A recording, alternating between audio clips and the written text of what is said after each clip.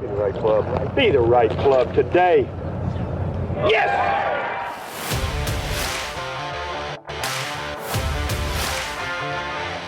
Again, has to be careful of the speed. What a comeback season for Hal Sutton. Come right back toward the hole. How about in? That's the second eagle he's made it for this week. 17 years later, Hal Sutton is the Players' Champion.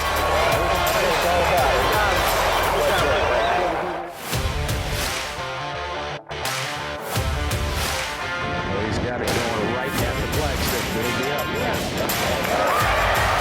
It is.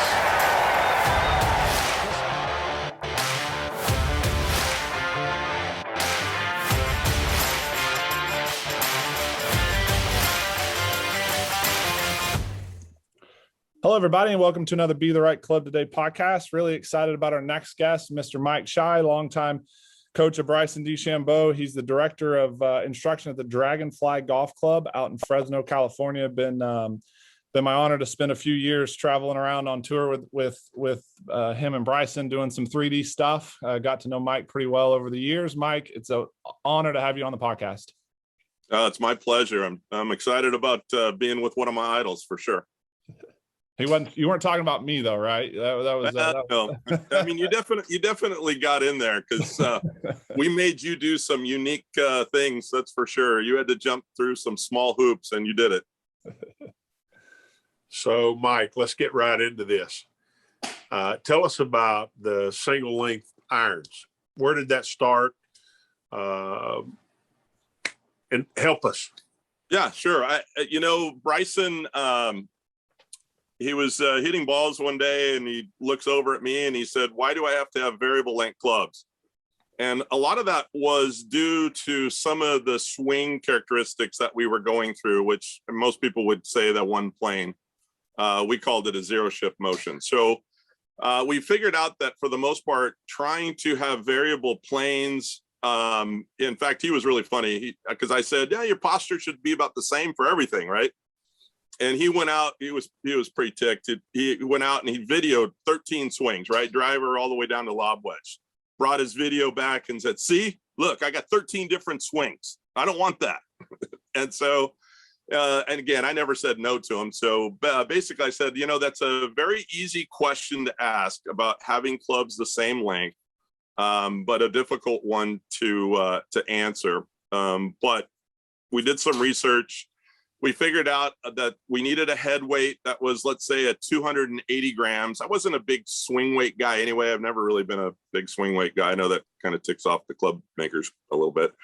I'm into more performance than anything. But anyway, so we figured about 280 grams for the head. All we had were 6-iron dynamic gold shabs. I had a set of let me go backwards just a little bit. I had Henry Griffiths. I had a 5-iron, an 8-iron, and a sand wedge. I said, this is going to feel awful, but you'll get the idea of how weird it is looking at a 37-inch sand wedge. But he went out and he hit them. He went, okay, that's kind of cool. And then we went to the next level. I had a set of Nike cavity backs, and we figured we had to add tons of lead tape on the longer irons or the less lofted clubs. And then we had to take a lot of weight off the clubs that had more loft. So we made everything at 280. We destroyed the integrity of the clubs. And so he went out and hit a few shots, said, okay, this is cool. Played one hole, normal 8-iron. He said, well, that's fine. It's just basically like my own 8-iron anyway. Went to the next hole. He was about 210, had a 5-iron. He said, all right, here we go. And he hits it about 10 feet. And he looked at me, said, this is going to change the game. And he never looked back. So he certainly won. He won actually some junior events with that set of clubs. I actually have it here for people to kind of look at because we did a number on those clubs for sure. And then TaylorMade, a good friend of mine who was at TaylorMade. Bryson was playing some TaylorMade clubs at the time. He said he had throwaway clubs that would kind of help us out on our quest. And so we had those clubs with the tungsten weight in the back. And we basically got a set of TaylorMades to be one length, and we got all the weights at 280 grams on the head. And he played that for a short time.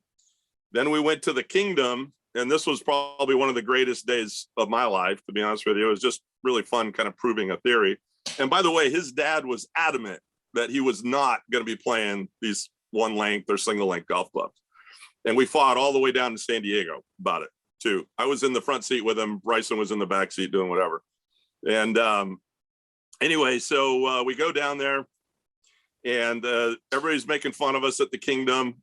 And I said, look, before we do anything, I want you to get your TrackMan, and I want you to have him hit a shot from his 3-iron all the way down to his lob wedge. And I want you're going to see something you've never seen before. And their head fitter, he had Bryson do that, literally looked at me after it was over. He goes, so Bryson hit his mile per hour, 90 miles an hour on every club, all the way from 3-iron all the way to lob wedge. He had perfect gapping. And this guy looked at me and he said, hey, I've never seen even the best tour pros do that. And he said, give me 45 minutes. I'm going to make you a set. So they were all in at that point. They were helping us out quite a bit.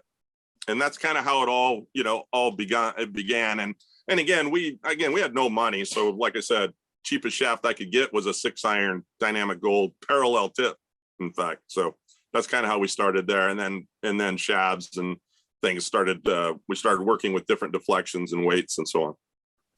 So you said something just as a little follow-up. You said, I never said no. Is he hard to say no to? Now, unfortunately, in my place, I kind of built this science-oriented place. I've always said it's a science project that's gone terribly wrong. And so, if it was within reason, it was easy to say, yeah, okay, let's figure it out. And I always wanted that in his quest, is that because of how he thinks and how he's motivated, to say no to him would only infuriate him and say, hey, look, I'm gonna go try to figure it out anyway, that kind of thing. And so in my view was like, okay, the question was a difficult one, however, or it was an easy question, but a difficult one to figure out.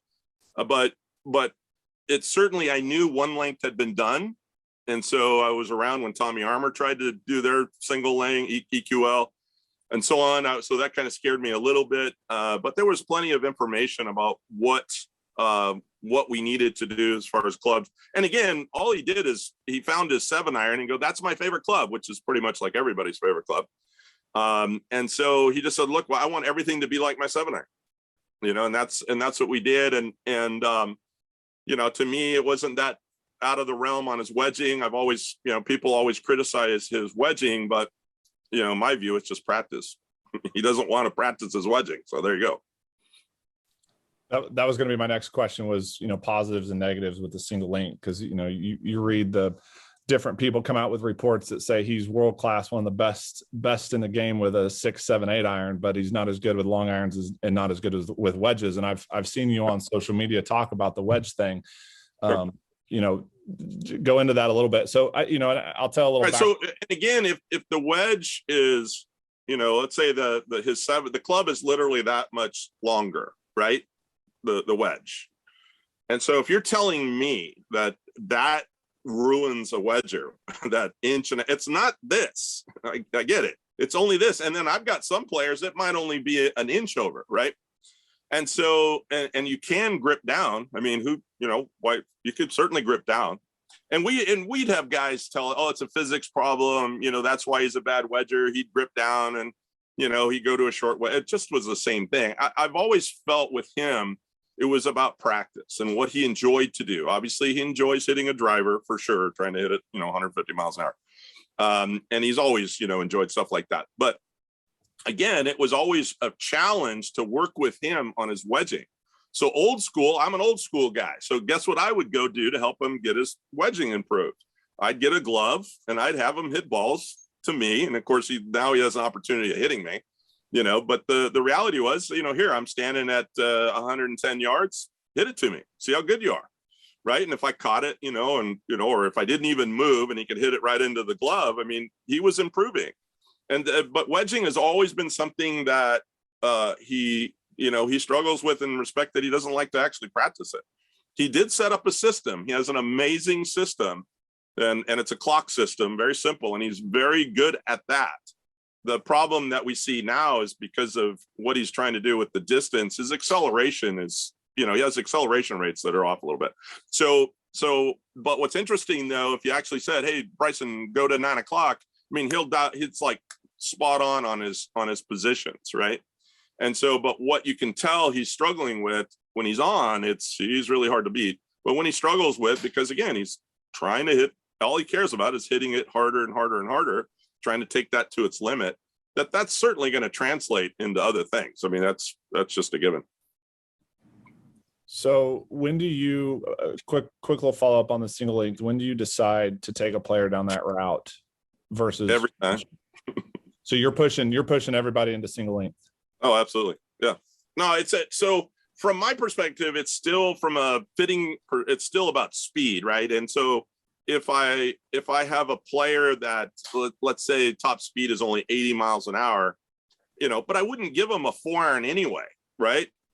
Probably wouldn't even give him a 5-iron. So that's when we go hybrid and some other things, maybe a lofted wood and so on. But if you're at 90, let's say 90, we always felt that 90 was the kind of the magic number that would give you that ability to hit on one length, depending on the shaft, that ability to hit a 4-iron or 3-iron all the way through lob wedge. So that was kind of a key. But again, I did that with normal fitting anyway. And so the other part about the fitting aspect is that when you're fitting, especially with Cobra, one length, you're fitting a 9-iron, a 7-iron, and a 5-iron. You can't do that in any other, unless you're at a really high-end fitting location.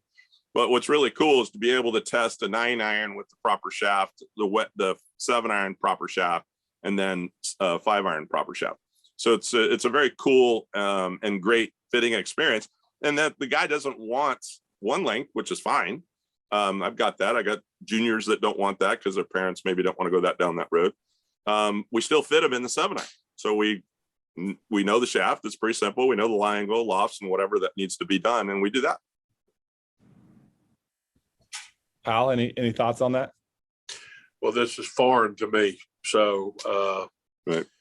As I've gotten older, I feel like my wedges do need to be longer because my arms are shorter, or I for whatever reason, I think it might be a little easier for me to have a little bit longer club, but I never really tried it, so I can't speak to it really. Right. It's just like hitting your 7-iron all day long is really all it amounts to in my mind from a baseline perspective.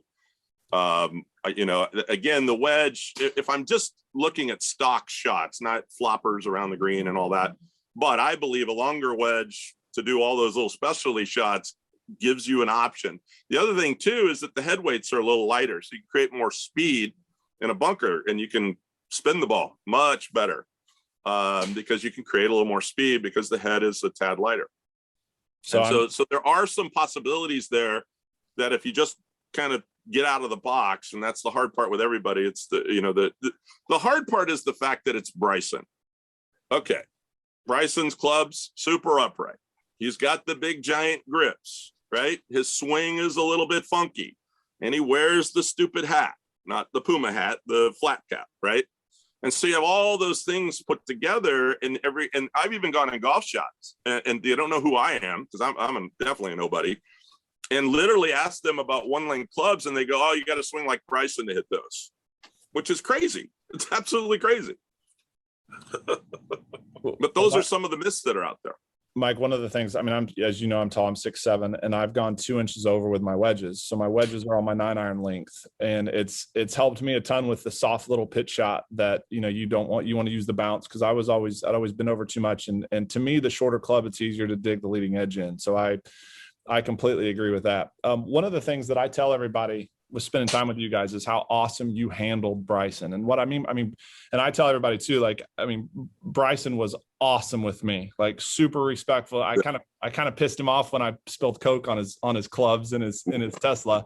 Other than that, we had a great relationship. Yeah. But no, he was incredible, but he was also difficult at times, just as far as when he'd ask for my opinion and I'd give it to him, I had to back it up. Like I really had to back it up. And one of the things I tell the story, the first time we met was at Colonial, and it was Wednesday night, and he'd been putting for a while, getting the vector stuff down. And then we go to the back of the range, and it's like 5:30, 6 o'clock on Wednesday, and he tees off at 9 or 8:30 the next morning. And we had a full body 3D system, and he wanted me to suit him up and give him everything.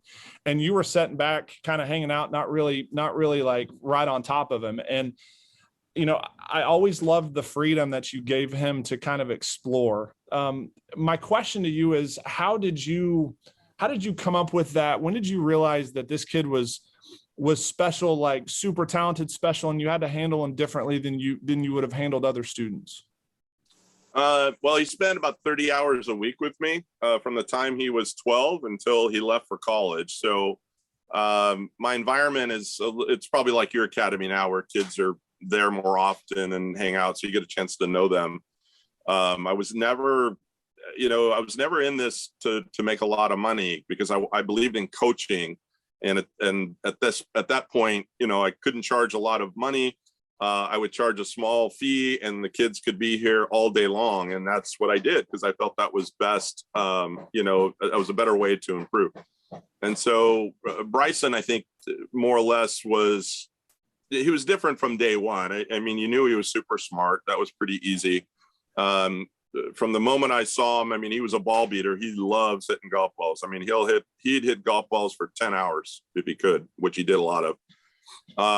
And he spent tons of time on the video. And so he would look at something, what he wanted, what he didn't want, what he didn't like. He would always be saying, Mike, come look, come watch, which he still did that for a long period of time.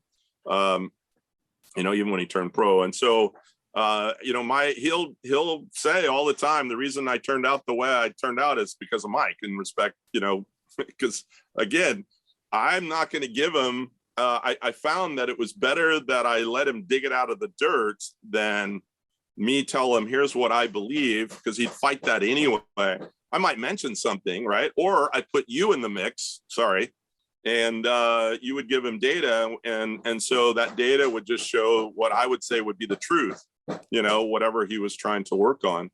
And and then he could disseminate that from there and figure out what did he want to incorporate, that would would biomechanically, that would make the ball do what he wanted to do. So when he was growing up around the academy there, how did he interact with the other kids, and how did they interact with him? He was pretty good. And I mean, obviously there were times that were rough, but I think that's because they're friends. And, some of them probably like brothers and sisters. And so, I've seen him get angry, but I've seen them get angry at him too. So I think he was also, though, a leader. He was a very good leader. And there was a couple of kids that I had that started late that literally just wanted to mimic what he was doing. So whether that was the golf swing or his schedule, his junior golf schedule, or whatever, they were trying to mimic that.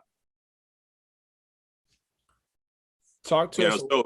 So we came, this is not a big time, there's plenty of money around, that's for sure, but he didn't come from a lot of money. And so our the junior tournaments that he was playing in were Northern California junior golf stuff. That was about it. He played well in the state high school championship, played well in the junior world, and then qualified and played okay in the US junior. But that's all we were able to do. Never played an HAGA event. I think maybe one that was maybe in San Francisco, and that was about it. What did he teach you throughout this process as far as handling elite players? Well, I really believe we were totally unprepared for what we experienced on tour. Especially because of where he, again, he was so unique that he won the AM, won the NCAA. He was a unique figure. Everybody wanted to play with him or talk to him and all that. There was a lot going on. And so I was kind of bodyguard, protector, try to be coach. Again, he missed 22, 23 cuts, maybe more in a 2-year process. I think people forget that. And I'm telling you what, man, what that does to the psyche was brutal. He lost his card after the first year. And so I think the biggest thing from a perspective in our relationship, it was just doing my best to be there and to somehow make sure he was fulfilling his goal, which, he wanted to be a successful tour player. He wanted to be number one. I mean, he still wants to be number one. There's no doubt about that. And I think that again, like I said, traveling, all those things, we were totally unprepared. New clubs, all this stuff, lots of stuff going on, and so on. And so we had to rely on each other. I had to let him be pretty vocal if he was upset. I always told him, you can be mad at me, you can vent on me. I just prefer it to not be in public. If you need that, I want you to be free to that. If you need to just unload when we're in the car, go ahead. And there were a lot of those days, so all that had to, was on the fly, for the most part. I think from a teacher standpoint, I'm a golfing machine guy, even though I'm not an authorized golfing machine guy.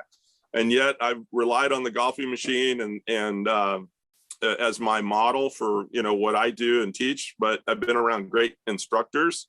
And so I try to incorporate, I try to learn. I want to learn, Hal Sutton, one of my favorite golfers on the planet.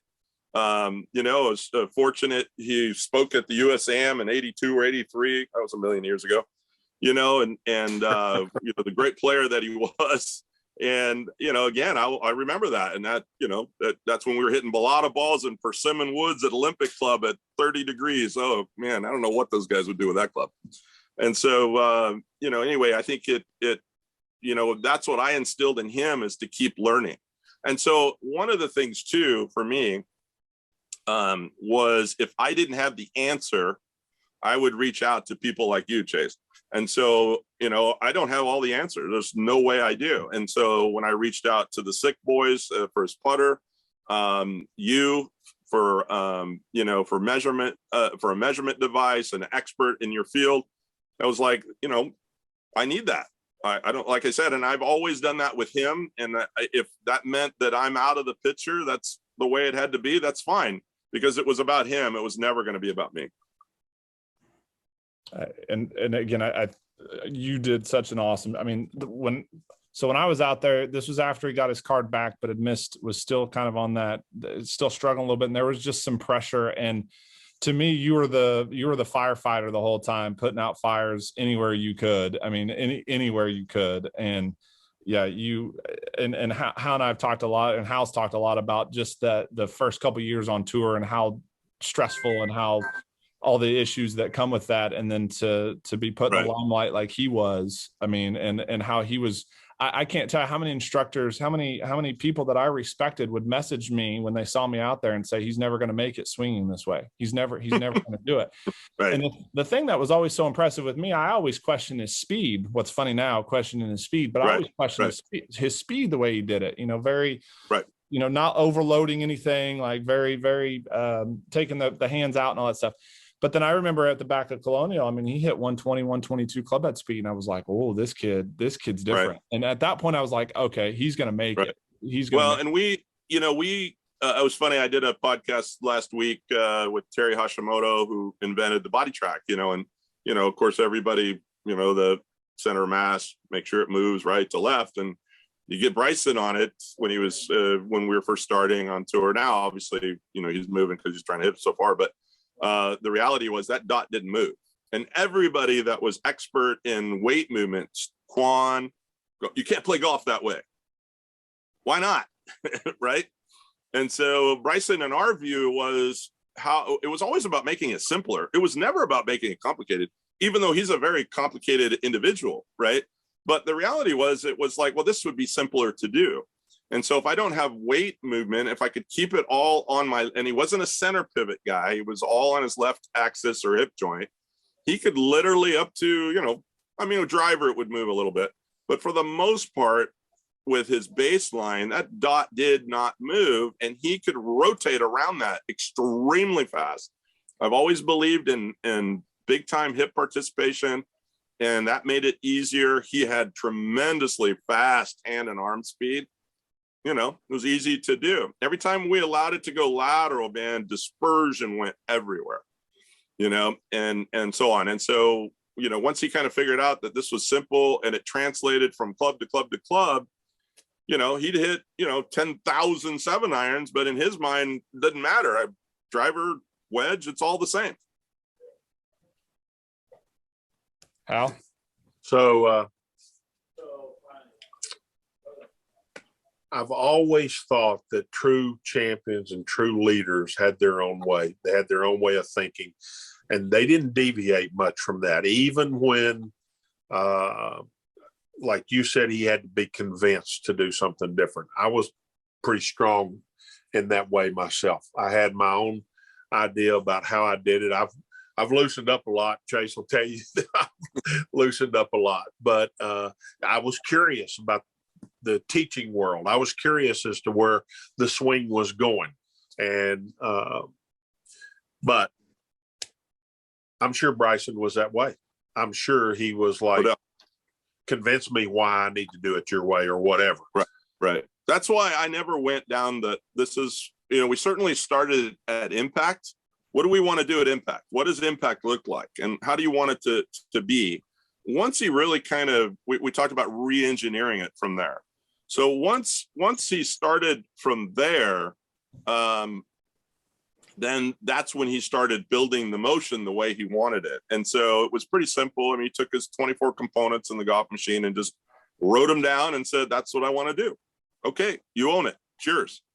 And we made some modifications over time and so on, and how he applied it. But, that was kind of what he did. And he really hasn't, if you look at some of it, let's say him hitting a 130-yard shot, it really doesn't look too different from what he was 5 years ago, even though he might have a little bit more radial deviation or wrist cock or whatever, because again, he's trying to load so much in driving. But there's a lot of similarities that he really hasn't, deviated too far from for the most part. Mike, talk about, he gets all the notoriety for the driving distance and all the stuff he's done over, post COVID and what he's done here recently. But right. talk about his putting. I've got video. Did you say it drives you crazy? Yeah, it drives me crazy. Yeah, he's what I would say might be the best putter in the world, to be honest with you. Pretty darn close for sure. Well, one of the last trips when I was out there in Fresno, he was battling with the side saddle stuff and battling the USGA. And I mean, ball striking wise, all of his stats during that time, this was right before he won and then made it in the British Open and all that stuff. But all of his stats said he was a great ball striker, but the putting was weak. And then sure. the arm lock has just transformed his game. So talk about that a bit. Yeah, no doubt. And again, it was funny when he was here last December, he took out his putter, his face on putter. He goes, I putted pretty dang good with this thing. And, and he just looked, he goes, man, USGA was just not going to let me putt that way, and they were pretty adamant and that was the battle we were having from week to week. And so that's going to get in your psyche when you're not sure anything you bring out, right, that they're going to approve. And so, once that was over, it was funny. He called me after Valspar, I think it was, and I wasn't out there that week, and he goes, "What am I going to do about my putting?" And I said, "Well, do you want to go back to David Adele?" And he goes, "No, I can't do that. That relationship, unfortunately, is just not there. You want to go to Bettinardi? You want to go Scotty Cameron? What do you want to do?" And he goes, "I don't know what to do." And I said, "Well, why not? You remember meeting Steve Harrison from SICK, and I said, their face technology I really like, I really dig, and they're kind of like us, they're a bunch of poor boys trying to figure out putting, and I said you could go spend 3 or 4 days with them, and they'll build you whatever you want, right?" And he looks at me, or he says to me on the phone, he says, "Well, that's 2 hours away. That's too far away. We just missed the cut on Friday with like strokes gain -5, right?" And I said, really? I said, what else do you have to do? Maybe you need that nice drive 2 hours to Orlando, right? I thought it was hilarious that I had to convince him to do this. So anyway, he decides to drive up, spends 3 or 4 days with him. He literally called me, was so excited about what he had figured out, and then coming out and then, together collaborating with this arm lock putter. And so that was the beginning. And then Steven came on tour quite a bit. He's a great putting instructor, which I loved having him out. His brother Greg was out as well. So there was a nice, team there. And that really helped boost Bryson's improvement in putting.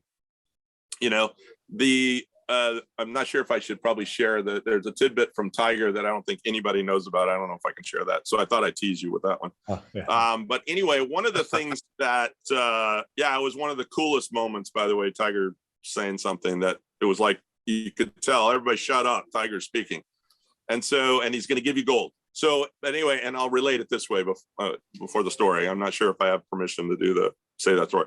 So Bryson was struggling still with he was certainly improving his putting. I think he was like, maybe 50th or 60th in putting, which is certainly better. But he started discovering that he couldn't figure out why the roll characteristics were changing from week to week. And so he finally figured out that launch on a particular surface was everything.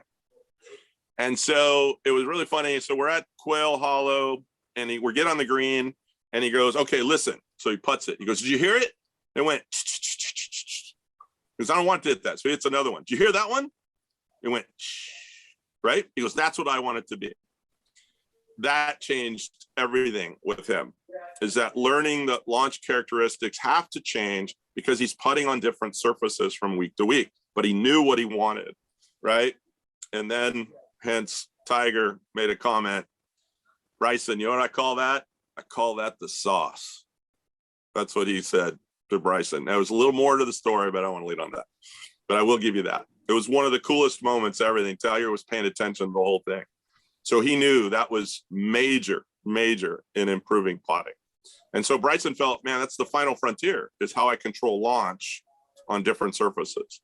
And so that was his quest. He worked his butt off in putting. I mean, he worked everything. You're seeing how hard he's working in long drive. He worked just as hard, if not harder, on his putting, because he really went on a quest to figure out all the nuances of putting, even though he didn't have control over the ball after it left the putter. But he did figure out, I can have more control than what he thought. That's for sure. And that's, that's the quest. One of the quests. There's some other things, obviously speed control, some other things that he does. Again, sets up a really good system about the length of stroke and acceleration. But again, he worked his butt off to become the putter that he is today. Well, he's certainly a good putter. So were you on board with his change, his quest for distance that he's been on? Yeah, well, when he first said he was going to do it, I said, well, I love it. And I said, but potentially your strokes gained will go down, not up. And he goes, well, what do you mean? I said, well, you're going to hit it farther, right? He goes, yeah, you're going to be hitting it into your weakest zone. Are you going to actually practice those shots and become better at those shots? He goes, well, maybe over in time. And which proved me right. The other thing too, I said, the good news is that you can only hit, when you're hitting a driver 340, you can only hit it so many times. So you're going to be hitting your 3-wood or 5-wood a lot. I'll give you that all day long because you're going to hit more fairways. Again, I mean, I'm sorry, but I'm an old school guy. Fairways and greens to me over time, it wins. It wins. It wins. I know you got to be a great putter too, but it's so important to me, fairways and greens. Well, obviously I give him a 5-wood over a driver. I would imagine he'll hit that in the fairway more often than his driver and so on. So I certainly, you can hit driver, bang it down there in the rough and have a 40-yard shot out of the rough. But again, are you going to be able to get that close versus, let's say, an 8-iron or 9-iron that's back in the fairway? So, again, I know there's trade-offs and so on. The other thing too was, as long as he had supervision, and I was all in because Greg Roscoff at MAT, Muscle Activation Technique, was supervising the whole thing, making sure that he doesn't get hurt. Bryson's always been pretty good about if something aches or hurt. Not that he's a hypochondriac, but I think a lot of elite athletes are hypochondriacs. He's always good about when something hurts, shutting it down immediately. He doesn't overdo something. And so far he hasn't been hurt at all. And again, I mean, I asked him, is there a limit to this whole thing? And he looked at me and said, nope. Right. I said, and I jokingly said, so is the goal just to drive every green? Yeah. Okay. All right. I mean, again, it's, you can't say no. If the potential is there, he's going to try to take it to the limit. Do you worry about injury? I mean, and that was going to be my follow. That was going to be my follow-up because of all the MAT stuff. And I tell people, like, this has kind of been a little bit in the works for a while. You guys have been trying to get the body right. Maybe not quite to this level was the expectation, but well, we always had what we called the crank ball. The problem was he was not big enough to sustain it. So the weight gain, muscle mass, getting stronger, a lot of that was because in his brain, he needs to be very stable in his he has to be stable, right? And so if he's feeling wobbly, and again, when you're swinging at high speeds and you're kind of a thinner guy, you're not able to sustain that structure that can be consistent. And so that was some of the things he told me at one point. Thank God he's not doing it. Was it about a year and a half ago? His goal was to try to get to 270. I thought, you got to be kidding. I said, I told him, look at me, dude. That's what you want to look like? You're kidding me, right? And so he's tapered that way back. So he looks good right now. He looks great. What do you think about the challenge of long drive versus playing golf? Well, I don't think most people know this, is that drivers are not made typically to be over 125, 130 miles an hour. So there is that dilemma. And so I tried to explain, I did a podcast and tried to explain when the drivers suck comment kind of thing, in that Bryson wasn't saying that the driver's bad and Cobra's bad or whatever. What he's saying is that, and again, when I talk to the Cobra guys, he's changing so fast. So in other words, he's at, let's say 135 mile an hour club head speed. He's like bumping it to 137 really fast. So they're trying to make the product for him where he is at the moment. That's very, very difficult considering how fast he's changing. And so they were talking about there's like 27 parameters that they're trying to fix or work on.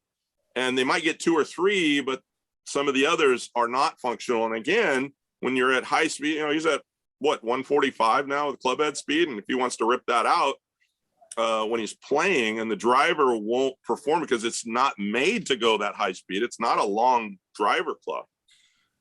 That makes it very difficult. Now, I will say some of the new product that they're coming out with, I think they're pretty close. And I'm pretty impressed. And I think even, maybe Bryson's impressed too as well. He's been literally playing a club that's 5 years old, the old LTD. What do you think about the USGA and the, trying to curtail some of the distance stuff? Well, they're just going to make the driver shorter. I mean, it's not going to matter to him, it's going to make everybody, quote, potentially shorter. So unless they limit the face and limit the ball, which maybe that's the direction they're going to end up going. I don't know. My view is that if they set up the golf course differently, right? In my mind, instead of the rough being this way, the rough needs to be this way from green back. The closer you get to the green, the higher the rough should become and a little bit tighter. And so that brings everybody back into the game in my mind. And so, all right, so Bryson wants to drive it up there by the green at 420 yards or 30 yards or whatever, but if he misses the fairway and he's in rough like that, okay, so now the guy back that laid up to a 6-iron, maybe it's equal now, right? So to me, it's wrong doing it this way. They need to be doing it this way now. And until that's done, they're going to keep trying to go to equipment. I think that's crazy because the guys will figure it out unless they totally limit the club on the COR and some of the other things. Hal, thoughts on the rough stuff? Well, I'm an old school guy as well. I believe fairways and greens win and or certainly give you a chance to win all the time. And, I've been a proponent. I've said if the ball would spin a little bit more, it would be a lot better. The hardest shot in the world to hit is a 120-yard shot that's pins on the front of the green, wind's blowing 30 into you, and there's a hazard right there in front. That used to put the fear in most guys. because they couldn't get on top of it, pinch it, and keep it down. Right. And you're shaking your head, yes, because you know that shot. 100%. These guys today don't really know that shot very much. And, that was the guy that could do that had a little bit of an advantage back in those days. And, I'd like to see the ball curve more than it does right now. And if they put some spin in the ball, it'll curve more. And that would subdue a lot of the guys that are really trying to chase distance. If all of a sudden that thing's going to start curving more out there at that distance, that's going to make them think differently. No doubt. Yeah, let them hit a balata ball that's not round, Yeah. Right? That's how good you were. I mean, you could hit it pretty good with a ball that wasn't even necessarily round or stayed round very long. Well, we changed our balls often back then. Yeah. I'd go through a half a dozen balls a day. And that's if I'd, hit it solid all day long. Right. Unless you put a blemish on one or something. Now I doubt I don't know how many. What does he change every 6 holes or? Oh no, he'll play a ball 14, 15 holes. Really? He's crazy that way. As hard as he does. Might be a little less now, but I mean, he's always been one that, hey, if it's not scuffed, I'll keep playing it unless he doesn't like it, for whatever reason. So you got to remember too, we balance the golf ball. So, for us, being that he's going to play a ball longer than most, that we wanted to make sure where we knew where the CG was in the golf ball. And so, once we got to the point where we could play the ball where we knew where it was balanced and so on, as long as there wasn't scuff mark on it, yeah, you could play it all 18 holes if you wanted to. So is there any chance of it becoming out of balance while he's playing it? I thought about that because of the collision that's there. We talked to the ball guys and they've said, well, first of all, the ball is only good for 40 hits anyway at best. And so you got to kind of think of that a little bit. So if it's deteriorating, to 40 shots, and you're hitting 30 in a round, then yeah, I would probably say that it should be taken out of play a little bit sooner than later. But I don't know. I don't think he's really kind of thought about that per se as much. And I know he's figured out and understood some things about the dimples, but if its ball's balanced and he's feeling like it's good and it's in, he's playing as long as possible. I lost that bet. I would have bet he would have changed balls a lot sooner than that. Yeah, no, not that he's superstitious. I don't think it's that, I think maybe growing up as a kid, it's like, I don't have the money to go play 10 balls in a round. I'm going to play one ball. And, if it's still round and not scuffed, then I'm playing it all 18 if I can. So Mike, talk real quick about how you guys balance the golf balls and the importance of that. So it's old school again. We soak it in Epsom salt, ball below the level of water, the water level, and the heavy side will flip to the bottom. It'll float in the water, but it'll flip. You'll see it. It'll flip. So that means the CG is not in the center. I've only really found, I don't know, maybe 2 or 3 balls where the ball would just sit in the Epsom salt and just spin, which was pretty cool because that meant that the CG was dead center. And so how we then measure it is then we would put a piece of lead tape on the top of about 60 milligrams, put it back in the water, and if it flipped over, right, then that would be a playable ball. If I had to put 2 60-gram pieces of lead tape to make it flip, that ball was out. So being that Bridgestone was great, sent us lots of golf balls, that I really made it tight. I think it was, I tried to do it at 50 milligrams. So because I used to balance all those golf balls. And so if it flipped at 50, boom, it was in. If it halfway or just barely moved, I'd throw it out. And we would get about 10, probably 10 out of the 12 balls that were really good. If I was at 80 milligrams to flip it, it would be a lot different, that would be for a normal person. That's like you and I playing golf would be fine. But I've had balls that it took 240 milligrams of lead tape to flip on. Wow. So think about that for a second. So we know that that's going to make it. And by the way, so we were, just to validate this, we were at Oakmont and we were rolling a ball. It was balanced at the 50 milligrams. So it was really a good ball. We were rolling it with its spin axis straight up and down, right? And it was rolling dead straight, dead straight, dead straight. We moved the spin axis, the CG, at 90 degrees to the spin axis. It rolled 10 inches offline. Think about that for a second. So if you're changing your golf ball, excuse me, every hole, no big deal. It's just random, right? You would be fine. Maybe every other hole would be fine. But a guy like Bryson, who potentially is going to play it for 10, 12 holes, and he had a ball that was out of round, or that was the CG was off, it could make a putt go to the right. And he has said to me, I don't know how many times, because of his ball being balanced, making that putt at John Deere was because his golf ball on the last hole was because his golf ball was balanced.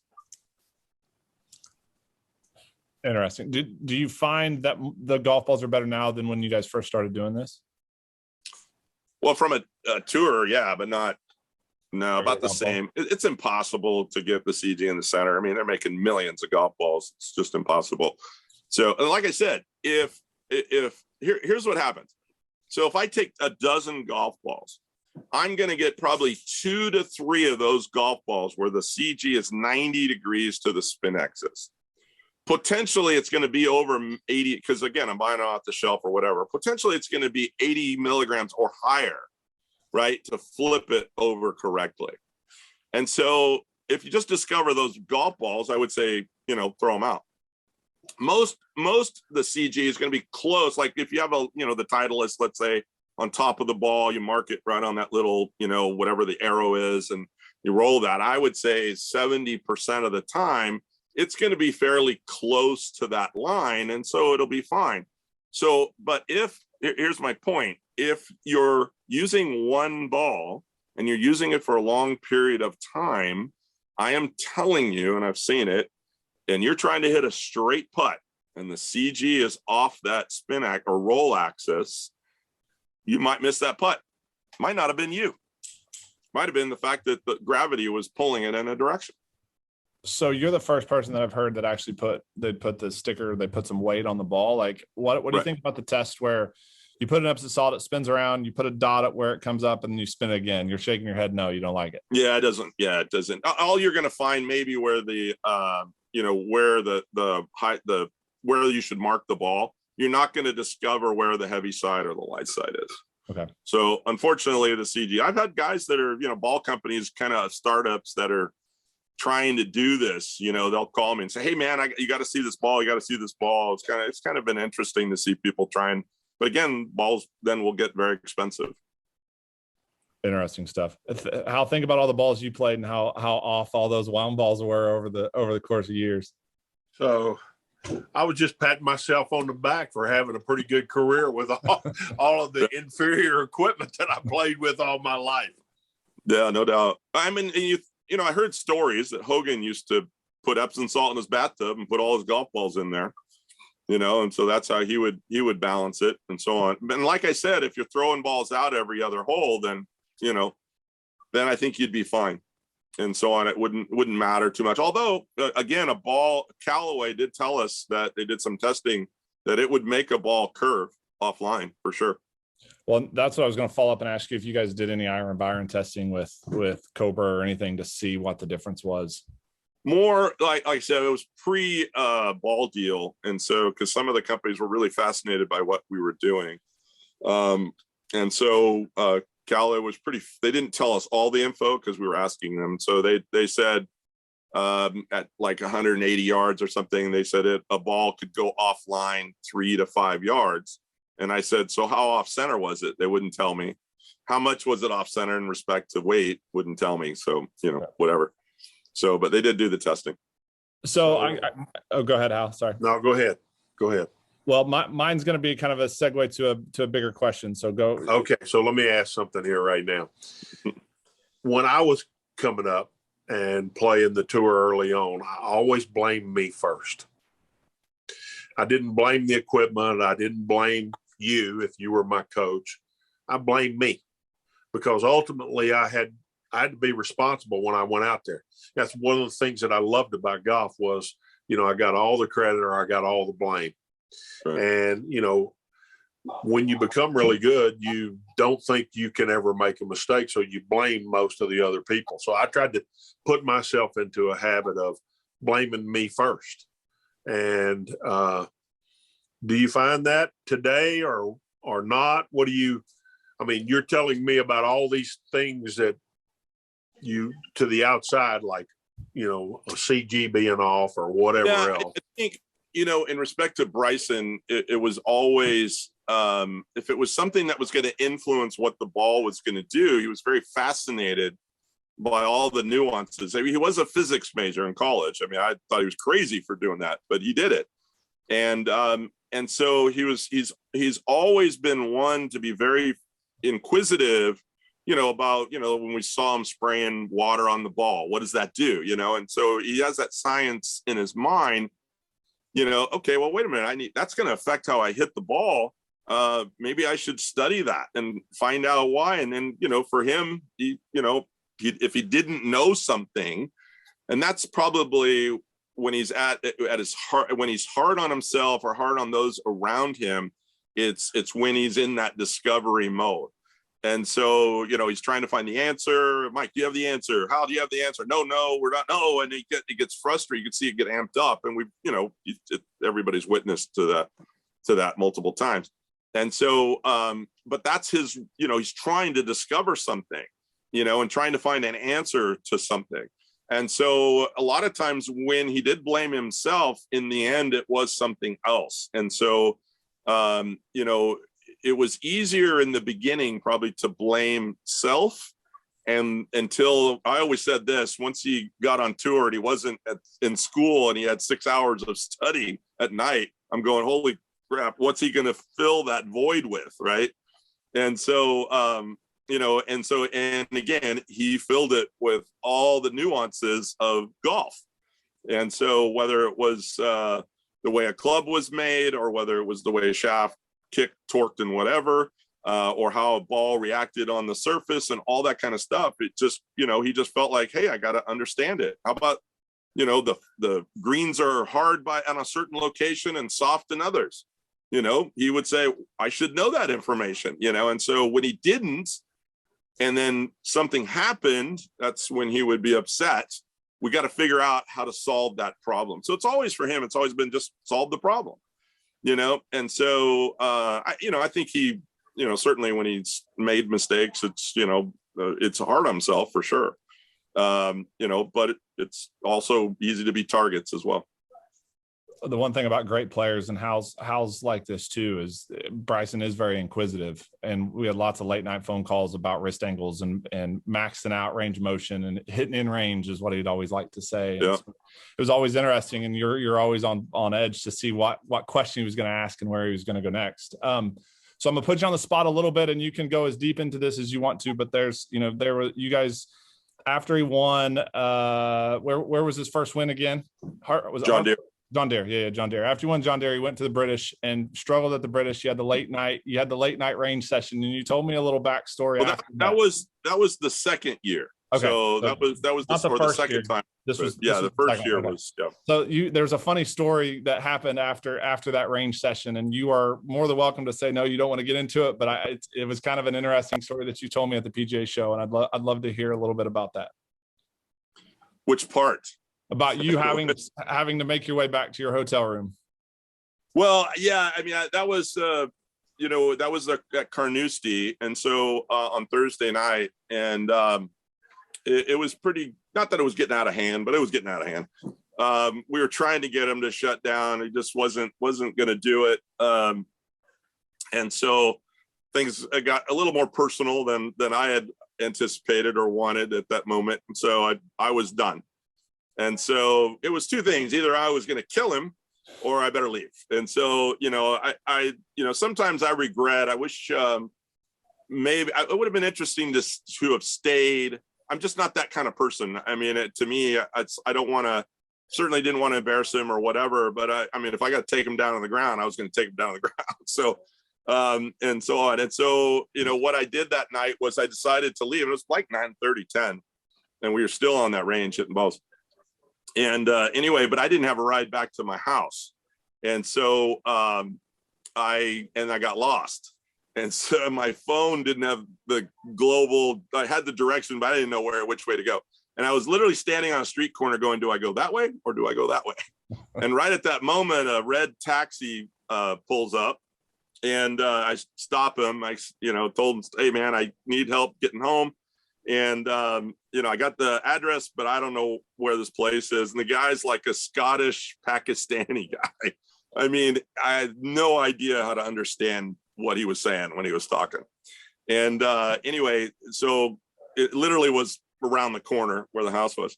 So, but I left my iPad in his taxi. And so, and I couldn't find him. I gave him cash because I didn't have any, I only had US money. So I got no receipt. And so we went on a quest to try to find this guy, couldn't find him. And I mean, we used every resource we possibly could because at all the golf swings. In fact, by the way, I'm on that iPad right now. It has all those swings. So anyway, went through the weekend. Bryson made the cut, whatever. It was terrible. It would have been a $5 cab ride. I thought it was looking at costing me about $10,000, And so, excuse me, sorry. And so came back home. About 2 weeks later, I get a phone call. It's the taxi guy. I knew that voice anywhere, right? And he goes, are you Bryson DeChambeau's coach? I go, yes. He goes, I have your iPad. I go, I know. He goes, that was my last ride that night. I went on vacation or holiday. So he parked his van in front of his house and nobody used it for 10 days. Right. And here's the best part about this story. He goes, I'm not a golfer. I don't know anything. My son is a big time golfer. He opens the iPad and it's still on video of Bryson swinging. Right. And his son goes, this has to be the coach of Bryson DeChambeau. Right. Because he kind of told him that night what happened. And I ended up getting my iPad back about 2 weeks later, and we gave him a little tip, and we were pretty happy. And like I said, I'm on the iPad right now. Some more of the story, I guess, is just to use the iCloud to back up all your yeah, yeah. I'm just not that smart. Bryson would tell you that for sure. I got one last question for you. What's one thing you'd like the world to know about Bryson that they don't know? He loves children. So I think that I think he's asked me a number of times. He said, do you think I'd be a good father? And and I've always felt that get him away from all this stuff and he ends up finding the right person and have a family, that I think he would be a really good father. I think he loves kids. He loves hanging out with them. I think you can kind of see that when you look at his YouTube or TikTok and all that stuff. And I think that, he get him away from all this. It's amazing to me how much interest he'll take in the kids and what they're doing, their school or golf swing, or what are they trying to do in their game or whatever. He becomes very, very interested in that. And I think people miss that. They see him as this aloof, weird, whatever, and that when he has come home, which we call this home, there's lots of kids around that he's known for many, many years. Some have grown up now, but that he becomes Bryson. That's all they think of. It's just Bryson, it's nothing more, nothing less, it's just Bryson. And I think that's probably the biggest thing that I feel like people just don't know about. It's awesome stuff, Mike. Well, again, I tell everybody, I think you did a world-class job with him. I mean, he's, like I said, he was awesome with me. I don't think I need to defend him, but he's gotten some bad scrutiny in the media from different things and different times. But I enjoyed, battling it out with you guys for a year and a half or 2 years, however long it was. And I always tend to say, man, he's a really good kid and he means really well. He's just very competitive and kind of wears his emotions on his sleeve a little bit. And sometimes it's gotten the best of him, but you guys treated me so well. And I learned a lot working with him and being careful what I say to tour players and that kind of stuff. Like, it was a good learning experience for me. But I I really think you were the perfect coach for him to get him to where he's gotten to. I really believe that. I appreciate that. I appreciate that a lot, more than you probably know. So, it's good to be back home. I'm relaxing home, teaching, getting our academy. It's been rolling. COVID, I think in some ways was good, maybe for golf and so on. But we're excited about the future. I got some really amazing young kids coming up and looking forward to seeing what they do. Hal, take us home. Mike, we appreciate you being on the show. You've given us some insight into one of the most interesting guys in golf right now. He's challenging the game in many, many ways. We all are anxious to see where all this takes him. And we appreciate your insight. I know I echo what Chase said. Bryson seemed like a really nice young man, and you probably had a lot of influence on him. So you spent a lot of time with him. Yeah, definitely tried. That's for sure. So we consider him family. That's for sure. Well, and that's what it ends up being. The guy I worked with mostly on my golf swing, he was a second father to me, really. And I still talk to him to this day. And I'm sure Bryson will always do the same with you. So thanks for being on Be the Right Club today. And we look forward to getting you on again.